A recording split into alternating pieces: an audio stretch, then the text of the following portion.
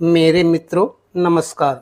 आपका हमारे चैनल सोच बदलो देश तुम्हारा है पर स्वागत है। आप सभी को इस वीडियो का टाइटल देखकर ही समझ गए होंगे कि हम किस मुद्दे पर बात करने जा रहे हैं। आज हमारा समाज इतना जागरूक हो गया है कि खुद तो अपने आप को जागा हुआ समझता है और दूसरों को सोया हुआ समझता है। बड़ी अजीब विडंबना इस समाज की है। आजकल सोशल मीडिया पर एक ट्रेंड चल गया है कि ब्राह्मण को गाली दो और उनके विचारों को कुतर्कों द्वारा खंडन करो और इसी से शायद वह श्रेष्ठ की श्रेणी में आ सकते हैं।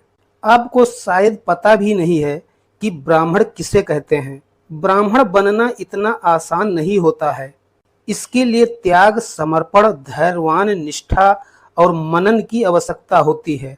यही गुण मानव को ब्राह्मण बनाती है और यही ब्राह्मण ज्ञानी कहलाता है। ज्ञानी ही वैज्ञानिक होता है क्योंकि ज्ञान से ही विज्ञान निकला है। आजकल लोग अपने अपने संस्कारों से वंचित हो रहे हैं। कभी आपने सोचा है कि ऐसा क्यों हो रहा है? नहीं ना? तो फिर ब्राह्मण को गाली देने या अपमान करने का आपका कोई हक नहीं है। लोगों में यह भ्रम फैलाया जाता है कि ब्राह्मण जात पात ऊंच नीच का भेदभाव करते हैं, लेकिन मैं कहता हूं कि ऐसा कैसे हो सकता है कि जो ब्राह्मण इन सभी मुद्दों से मीलों दूर है, केवल उसका ज्ञान ही उसका भगवान है और उसका जीवन है, वह कभी गलत सोच रख ही नहीं सकता है। वह तो हमेशा संसार का भला ही चाहता है। भगवान का दूसरा रूप ब्राह्मण ही कहा गया है। आपको पता है कि आज से 50 से 100 वर्ष पूर्व जब ब्राह्मण हमारे गांवों में त्योहारों या किसी विशेष अवसर पर मुहूर्त बताने आते थे तो कैसे बड़े बूढ़े और बच्चे उनके पैरों में गिरकर साष्टांग प्रणाम करते थे और ब्राह्मण उनको खुश व सुखी रहने का आशीर्वाद देते थे। इसका मतलब आप समझते हो? इसका मतलब साफ है कि जब परिवार में चरणों में न्यौछावर होने की, समर्पण की भावना होगी तो यही समर्पण की भावना संस्कार बन जाती है और इसी संस्कार से मानव का परिवार सुख एवं समृद्धि से परिपूर्ण रहता है। ब्राह्मण तो साल भर में 3-4 बार ही द्वार पर आता था और वह भी मुट्ठी भर भिक्षा लेकर विदा हो जाता था, लेकिन तुमको वह सब दे जाता था जिसको आप सब इन नंगी आंखों से नहीं देख सकते हो। आज भी कई ब्राह्मण हमारे सोशल मीडिया पर सक्रिय हैं जो मानव को मानवता का मूल्य समझाते हैं। ये ब्राह्मण रूप में श्री प्रशांत आचार्य जी, श्री सतगुरु जी और श्री पुष्पेंद्र कुलश्रेष्ठ जी हैं।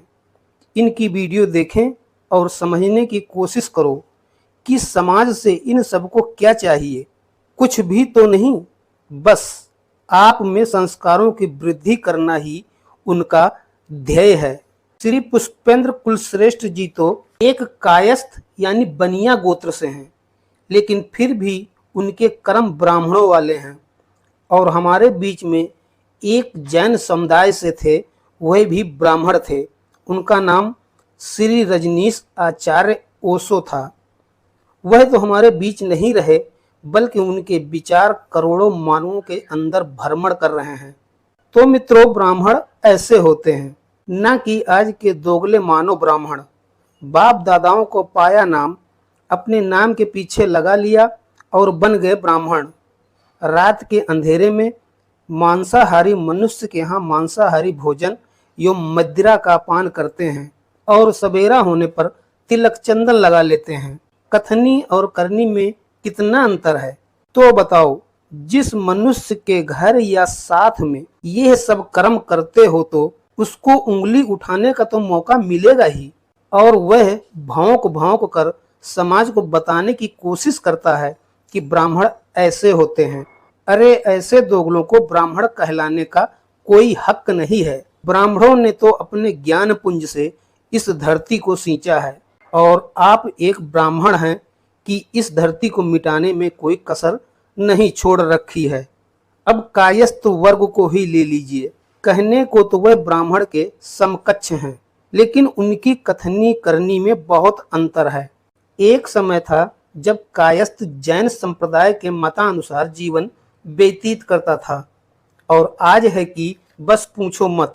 मलेच्छों यानी मांसाहारी के घर मांसाहारी भोजन व मदिरा पान करना, और सवेरा होते ही यह कहना कि फला तो नीच है और हम ही श्रेष्ठ हैं। तुम्हारे अंदर कौन सा श्रेष्ठता का गुण है? अगर देखना है तो अपने अंदर देखो और भारत का भाग्य संस्कारों से बदलो। जो भटके मानो पशुता से भी नीच हैं, उनका मार्गदर्शन अपने संस्कारों से करो, न कि घर बुलाकर उनको एक किनारे नीचे बैठाकर किसी पत्तल या कागज में खाना खिलाकर।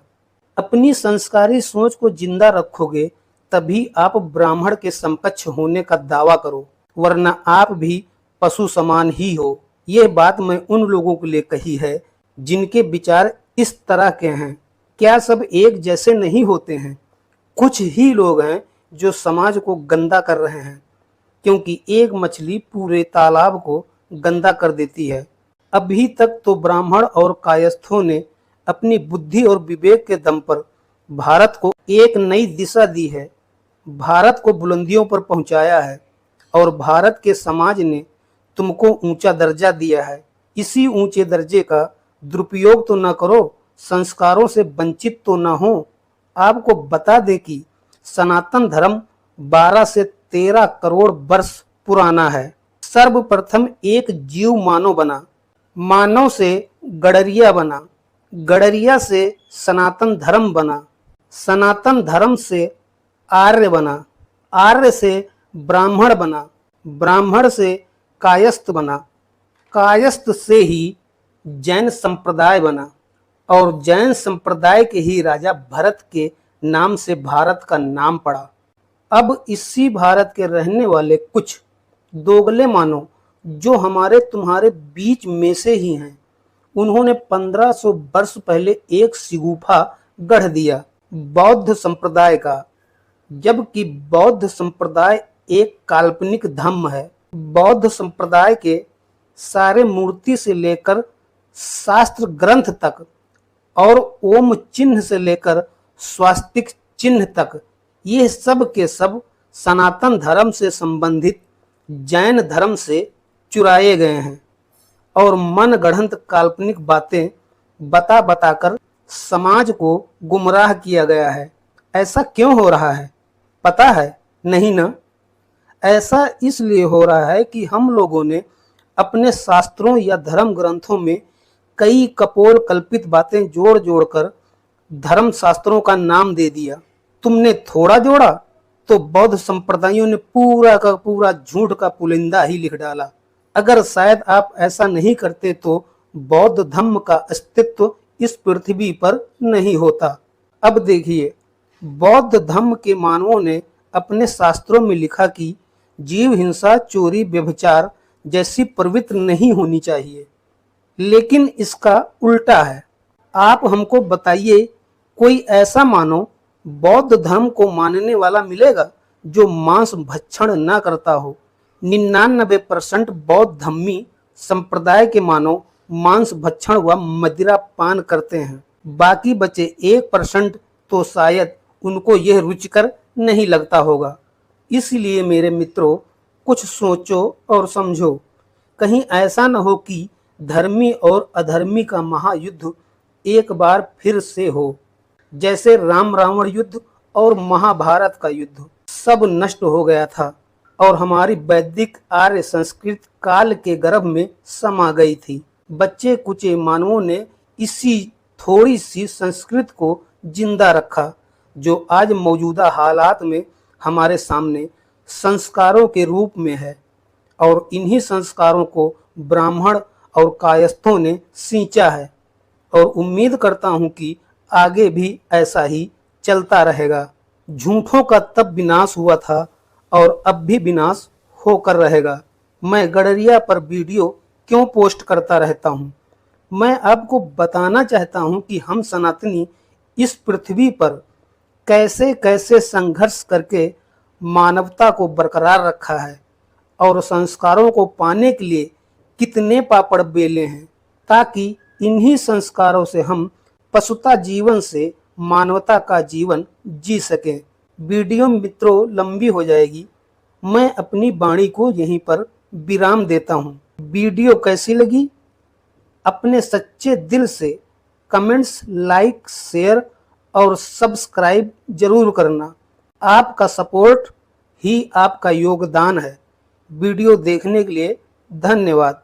जय श्री राधे कृष्णा, जय श्री राम, हर हर महादेव।